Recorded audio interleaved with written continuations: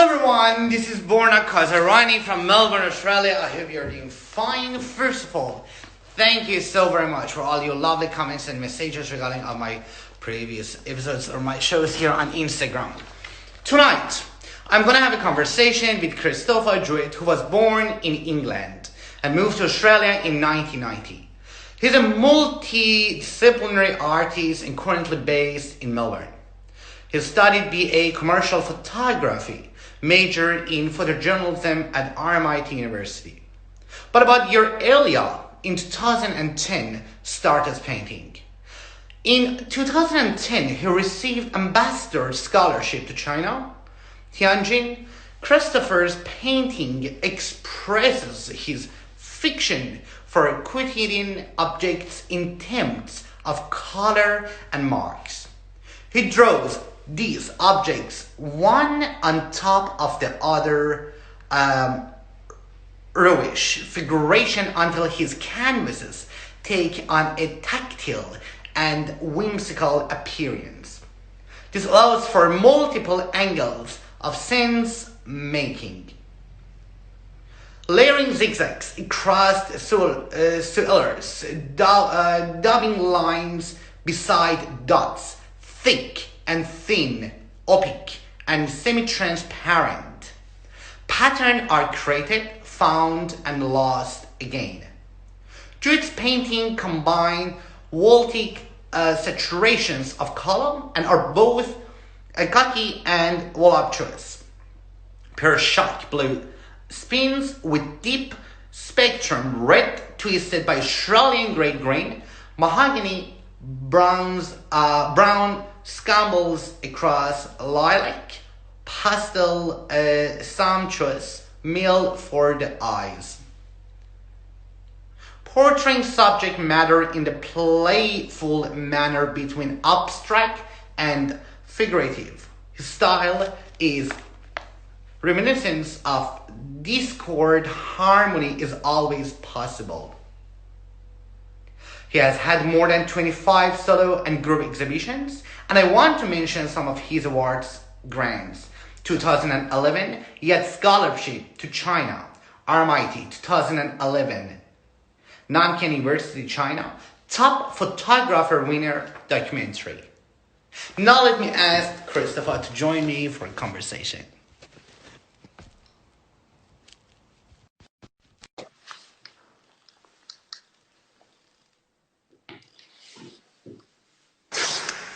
Keristofer, how you doing? Very well. How are you? I'm doing really well. I had a great day. Actually, I went for hiking, and it was an amazing day after ages. So, how you been? So, do you want to say hi to those who are watching us and maybe gonna watch us later? Yeah, sure. Welcome everyone to the conversation. Stay tuned in. We're going to have a great chat between myself and Borna. We're going to discuss many things, I'm sure. But yeah, stay tuned because it'll be great. So thank you for joining. Okay, great. So I've gotten lots of questions. First of all, I love what you're doing, and my mind blown away as soon as I got on your profile, and I was just wondering, who is this artist I want to have a conversation with? And apparently I didn't know that actually you're living in Melbourne, and said, oh, great. So that's how I texted you. All right. Keristofer, it's always interesting for me to know where an artist's common ground with art and create begins. I want to take you back to years ago. What happened in your life when painting started taking an extremely important place in your life? So I started painting probably 10 years ago. Yeah. And the reason for that was I was studying photography at the time, and I loved photography.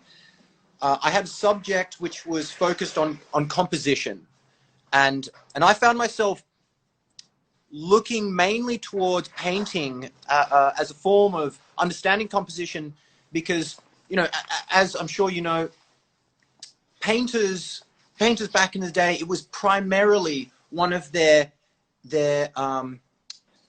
their principles that they would follow is the composition and how they would present their objects within their paintings. So it was only natural for me to look at paintings and look at, I would say, the canonized artists and how they actually presented the objects within their work. And it just so happened that I actually fell in love with painting, and it also correlated with the fact that I like being in control of my image making. And so whilst studying photography, I really enjoyed the analog side of photography, the handmade process of in the dark room, taking the photo, but then taking it to the dark room and processing it and manipulating it in the dark room and creating the image. And then that coupled with the fact that I'd started to see painting and actually see it as something where you had even more control over it. From the very start of the image making process, you would create this image on a canvas exactly how you would think you wanted it to be, and you were very much in control. And so I fell in love with painting while studying photography, and maybe I would say during my time as a photographer, I actually started paying more attention to painting. Yeah, and then there was somewhat of a transition between focusing more on painting and less on photography at some point. And then the time came where I said, you know what? I want to buy myself a whole lot of paints. I want to buy my canvas and see what I can do, see what I liked, see what I disliked, and try and put that onto a canvas. And so probably 10 years ago, that's when well, the story goes, I was visiting my mum at the time, and she was a hobby painter at the time. And I said, Mum, look, I want to do what you've been doing for quite some time. Can I please have your paints? Can I have some brushes and some canvas and go from there? Oh, I didn't know that actually your mother is a painter also. Yeah, well, she, I would say a hobby painter. So, she had a lot of interests. We're very similar. She's practiced ceramics and painting. And, yeah, I grew up, unwittingly, I focused a lot on her painting. So she was always doing it every, say, month. She'd work on a painting, and so she had the materials and the work there. So it, yeah. They were quite familiar with the process, probably. Okay, cool. Right. So one of the points that can be seen in your work, and it attracted my attention a lot, is the way you paint. Your style is reminiscent of childhood notebook doodles and simple scribbles. Tell me about that. Okay, so at some point, maybe 6 or 7 years ago, this was not my style. What you see behind me was not my style. I was simply practicing. I was learning the craft. I wanted to learn as much as I could about painting. I was interested in it. I loved what I saw in museums and galleries. So I was practicing and painting all sorts of things. And then I remember in one of my previous studio complexes, I was getting feedback from everyone around me. I wanted to learn. I was feedback from, and I was showing different artists. Yeah, you have to do it. I remember showing one of these paintings to someone else in my studio who's quite established, and he looked at it and he ummed and ahed, and then, Chris, what you're doing, you've got a bit of talent, you've got a bit of skill. I think you're doing the right thing. But what you're doing overall is you're injecting different art movements. There was abstract expressionism, there was a bit of realism, there was a bit of pointillism, there's all sorts of stuff going on. And he turned to me and said, and look, I don't fully believe in what he says now, but he did say to me, as an artist, you need to focus on something. And he said, the best way to find out what to focus on is to ask yourself what you love. What do you love about this process? And even though I walked away from the experience thinking, oh, what does that guy know? But I did get out a piece of paper and I wrote down, what do I love about what I'm doing? What do I want to do for the future? And honestly, most of the art that I'd seen in Australia, and I've traveled a bit, so I've tried to focus on a lot of other mediums and different cultures. Yeah. Australian Indigenous artwork. Now, the way it's the mark-making qualities that they have used, I think is very rich and authentic and sort of chimes into the rhythm of the human being. And that really stands out to me. And I love mark-making. So at maybe 7 years ago, I said, you know what? I'm going to focus on simply mark-making and using the expression that that has within it. So it gave birth to this. And I practiced for 7 or so years, yeah. That's fantastic, because I was wondering that where the idea came from across your mind. And when we were talking last night, I was going to ask you, but I've stopped myself. I said, well, it's very interesting. So because I wanted to know actually how that idea crossed your mind. And yeah, you just explained well. So you studied BA commercial photography, major in photojournalism at RMIT University, where I studied myself also. And in 2011, you won a prize as a top documentary photographer at Nankai University in China. Am I right? Yep. Okay. What happened to your photography then? It should have inspired you when when you won. I know. I towards the end of my photography studies, I felt like there was a cultural change, actually. And I know I might be talking about things that might be a bit abstract, but I felt that at that time, the traditional idea of a photojournalist on the street, photographing, documenting stories, actually started to be a bit tarnished. And every time I got my camera out to photograph people in the street or ask them if I can take their portrait, there was a bit of a backlash, and they'd say, no, why do you want to take my photo? What are you exactly? Yeah. And so that kind of put me off it. And I still love photography, but I had a very romantic vision of what I wanted to be as a photographer. When I started studying photography, commercial photography, photojournalism, I wanted to be an embedded photographer. I wanted to go to war zones. Wow. It's crazy, but my father was a soldier, and he primarily worked in Africa. And so I was around a figure in my life growing up who was proud of his soldiering, and it sort of wore off of me. And I like that. I sort of like the idea of fighting for a cause and documenting a cause and trying to let people know what is actually happening in the world. So that's why I wanted to be a photographer. But I think towards the end of it, I became a bit disheartened towards what I wanted to be. And the jobs I was offered, and it was only a few because they're hard to come by as a photographer, as a photojournalist, was working for the local newspaper in nursing homes or documenting for me, look, you got to do it, Borna. It's irrational to think you can go from here up to here. You know, you've got to work your way up, and I was not willing to do that. I didn't want to do that. So that, a few other factors, the fact that I thought people didn't want their photographs taken without asking you multiple questions, what's going on, and rightly so. So after I finished my photography, so the scholarship I received was in China.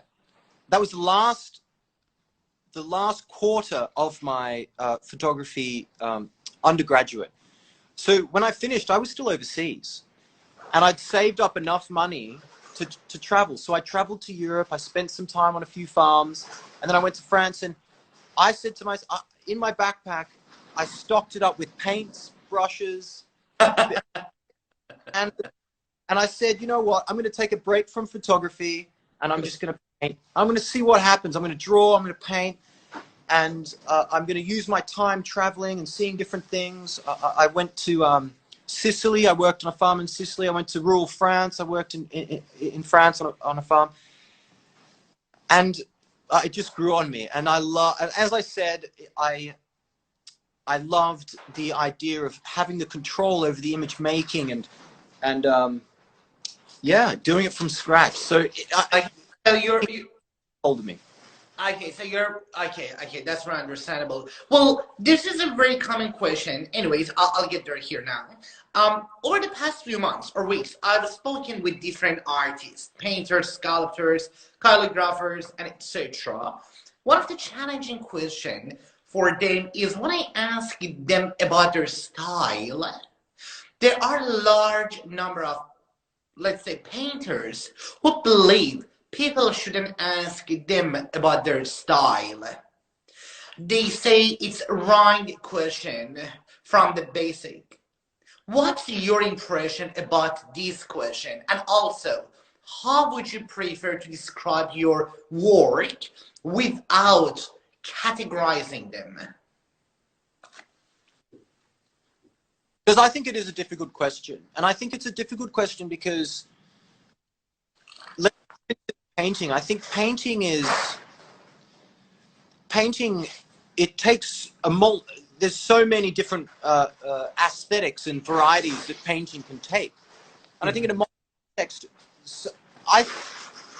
if we were to talk about the traditional style, the traditional movements of painting, I think they've all blurred. You know, contemporary art is something that is multifaceted and can be very difficult to explain. So I think it is a difficult question. I don't mind the question.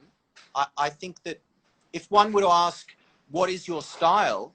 The number one thing I would say would be abstract expressionism. Now that is also an old, well, it's a movement of art, as we know, but it's very weird.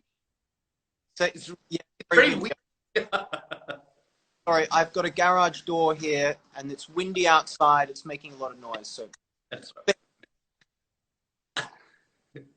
So I think abstract expressionism really gave rise, you know, back in probably the 1920s. So it's relatively old style compared with what's happening now. So, as I said, if I were to use an art movement to express what I do, it's abstract expressionism. But I think that I still have elements of different styles within my work. I mean, I wouldn't say that as someone who thinks they're an abstract expressionist, I'm not going to a canvas and trying to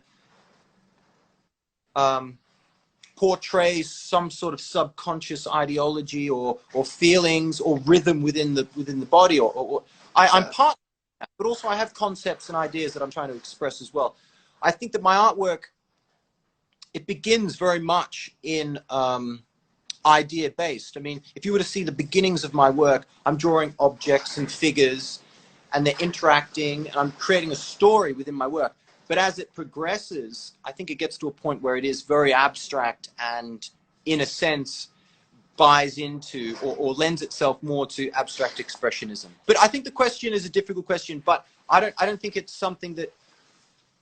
It's not offensive. Yeah, to answer if you've considered it. Right. Yeah. So thank you for that. So what about you're gonna give us a tour, and show us around, or if there's any project that you're working on. I'm sure people would love to watch what you're doing, and you can show us around and talk about what you're doing. And there is an option you can reverse the camera, and then you can take it with you and do. But when you're doing it, just do it a little bit slow. Don't walk fast. Let's watch. All right. I don't want anyone to miss anything. So.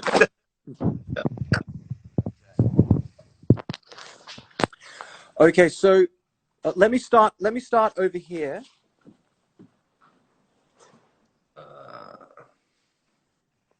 Okay. So let's talk about this one. Okay. So this large piece here, I completed this piece last year. It was one of 3. This is the last one remaining. I'm very lucky, fingers crossed.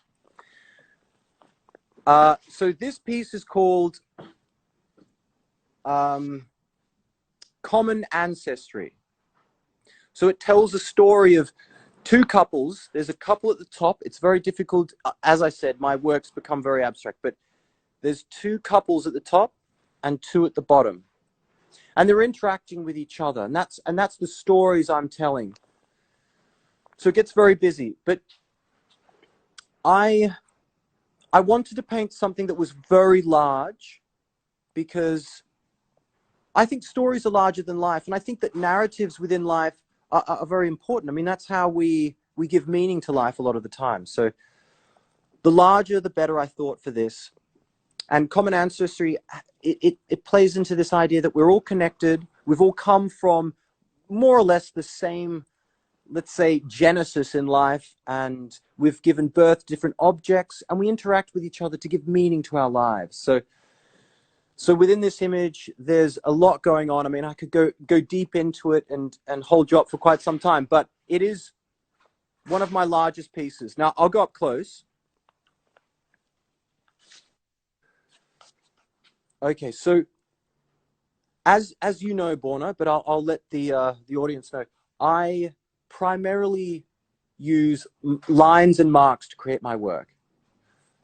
And as you suggested when you read out the description of my artwork, it can be reminiscent of scribbles and notebook doodles. Now, that is the truth. That is what you see aesthetically.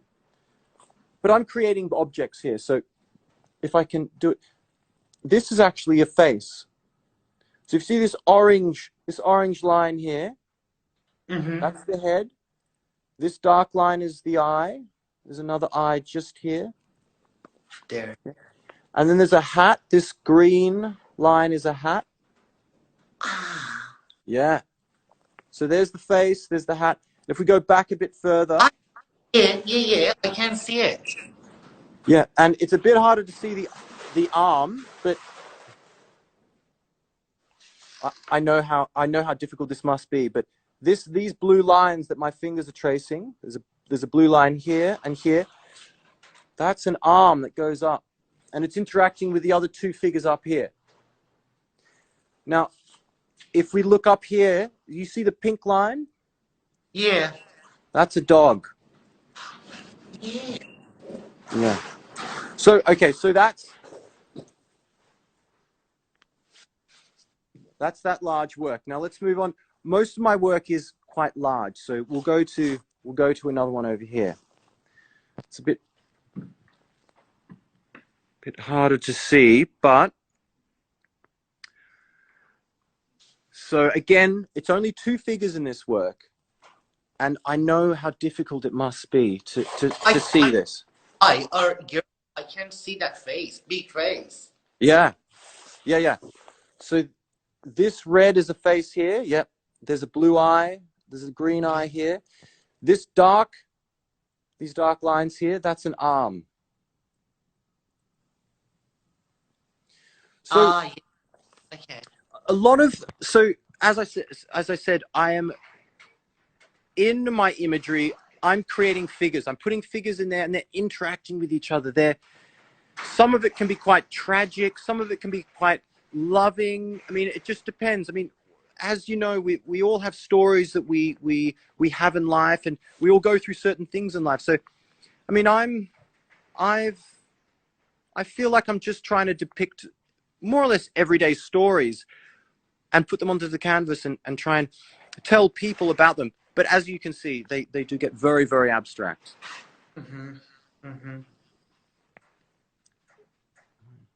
And then some smaller works. Yeah, what is that? Yeah. Okay, so let's get a bit closer. So I unfortunately, the name of this one slips from my mind. But for most people to look at this work, it is very similar to all the others. But there's a distinct difference. Now, in this work, all of the colors in this work have been pre-mixed on my canvas. Oh, okay. So it's more solid colors within this work. But the one here, I'll go up closer. The colors on this canvas have been mixed on my palette, but also mixed on the canvas as well.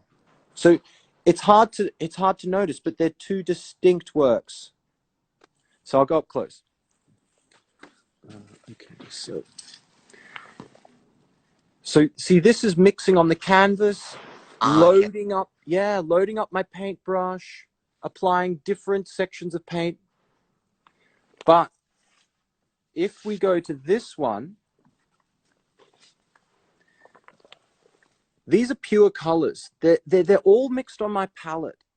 I don't do many of these works. I mainly do works like this, where I have the imagery, I have the idea, but I create the work in, let's say there is quite a bit of spontaneity. I'm mixing colors on the canvas and on my palette. But in these works, yes, I have the idea. I want to tell a story. I've got hands and objects within them, but I mix the colors on my palette so they're solid colors. And so they end up being quite bright and quite expressive. And then this one, this is quite a favorite of mine, which will be in a show coming up mid-year, so in a few months.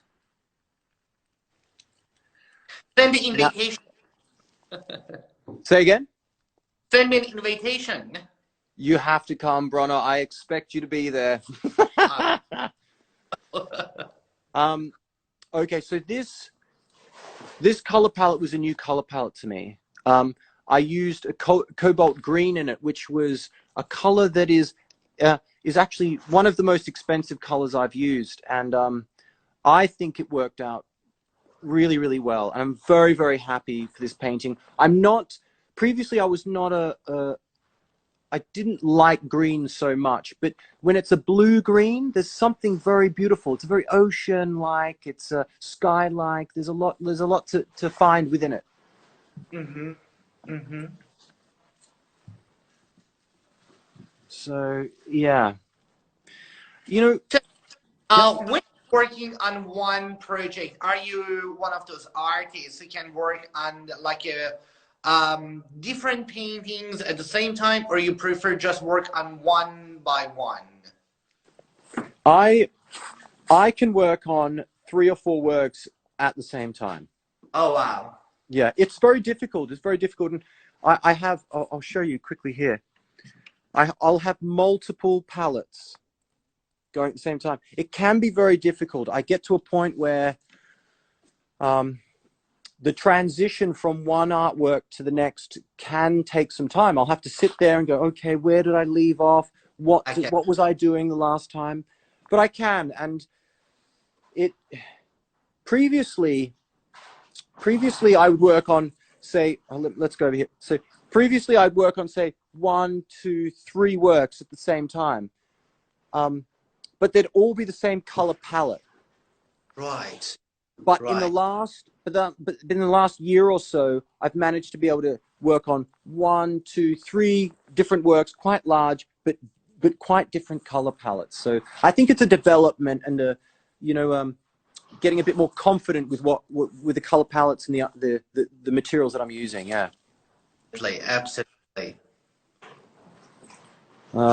So yeah, so just so I can let the audience know, most of these works, there are a few available, but most of these works will be going into 2 different shows this year. There'll be a group show and then my major solo show, which one will be happening in Melbourne, which will be in early August, and I will let everyone know on my Instagram, and Borna, you as well, you must be there. Sure. If you let me know earlier, I will advertise your exhibitions, date, and etc. on my story. I don't want to make you tired. I've got still questions. So thank you so very much for showing us around. You've given us a tour. I really appreciate that. No worries. Let's back to the really. And Christopher, when I was reading about your biography, I've noticed you as you mentioned earlier and prior, so you've traveled a lot and lived in different countries. Apart from that, you also studied in different majors at uni. There's something unique about your character which draws my attention. Who are you?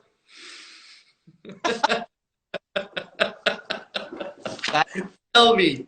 You study travel, study travel, study travel. Talk to me. I love learning about people. I really do. I think every single person has a value, and I think that's personally. I think that's not a belief that enough people share. I really do, and I love traveling. I love seeing different cultures, and but I'm not the sort of person that travels for like a week in a certain location and then that's it, and then I leave. I'm someone who'll go to a location. I'll stay for 2 months at a time at least, because I want to meet some locals. I want to learn about the culture. I want to see how they express themselves. And I also think that as an artist, we should do that. I think that it is an objective that we need to work with, because I think too many artists leave art school with very little understanding of the world. I mean, I've got to be careful here, but I think they leave with great talent and skill, and they can create beautiful imagery. But I think there needs to be a better psychological and philosophical understanding of how the world works, and it'll inform their work further. So I hold that close to myself, and I do enjoy traveling, yeah, and learning. If I to maybe better answer your question, who am I? Well, I don't know. I don't think I'm a gypsy or anything, but I'm a globalist. I love peoples and places, and I love learning about them, and I think it's very important for me. And I think that's extremely obvious, because you've traveled a lot, you've studied a lot, and what you're doing actually shows it interprets itself well. So you were born and raised in England, and later migrated to Australia. The art of painting in England dates back centuries. Why did you move to Australia? And what do you think about the art of painting in Australia? So the reason we moved to Australia, my whole family moved, well, my parents and my brothers. And the reason we moved is because my father didn't want us to have an education in England. Why? He came from a rough background, and he went to boarding school, and he thought he didn't want that for his children. So with my mum's Australian, so okay, yeah. So the next best place was Australia.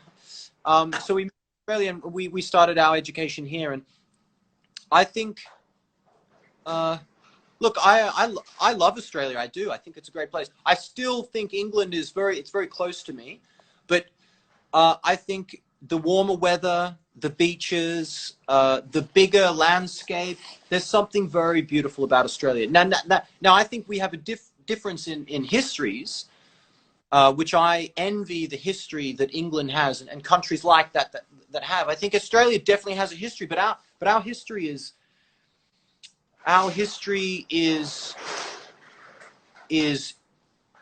very much embedded in indigenous culture, and that's very important.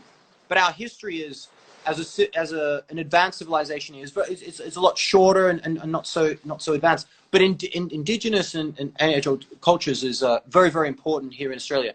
So as far as painting is considered,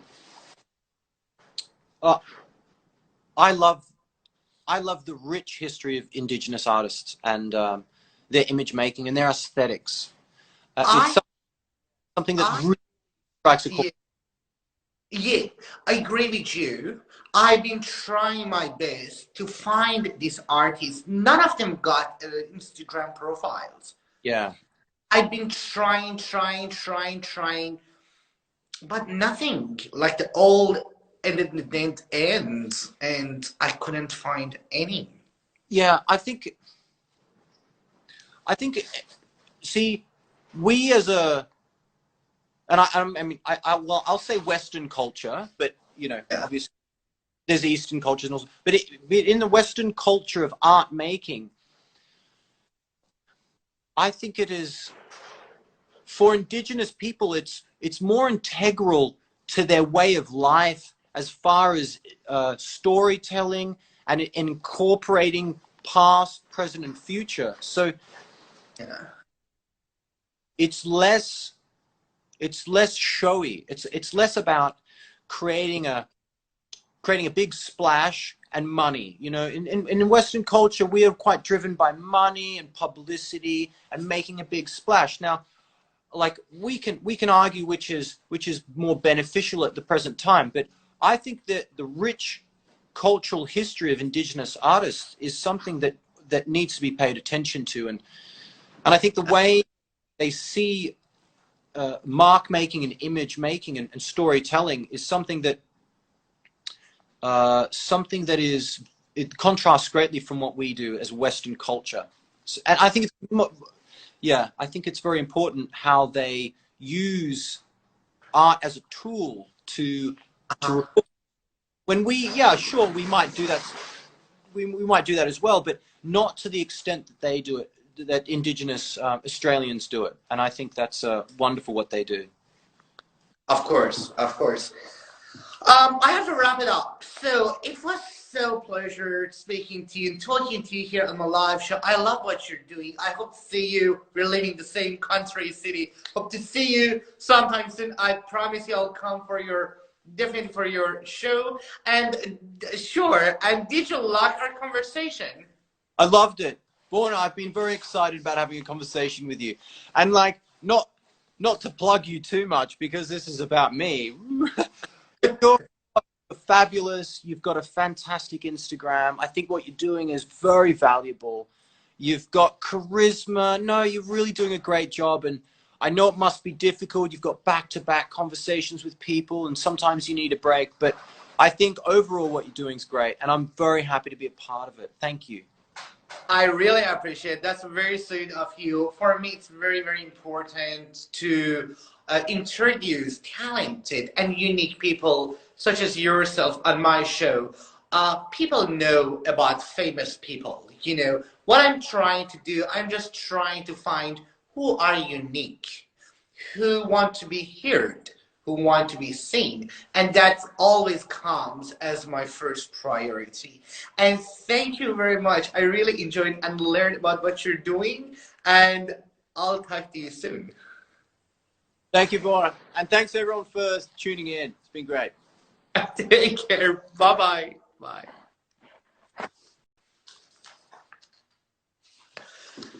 Thank you very much. I really appreciate it for your time. And I was talking to Kiristofer Jewitt. If you are interested and if you want to find out who I had the conversation with, you can go to Kiristofer's Instagram page here. Love you all. Thank you for all your support and your great and constructive feedback. I really appreciate that. Have a great evening, day, night, wherever you are. Keep your smile. Bye.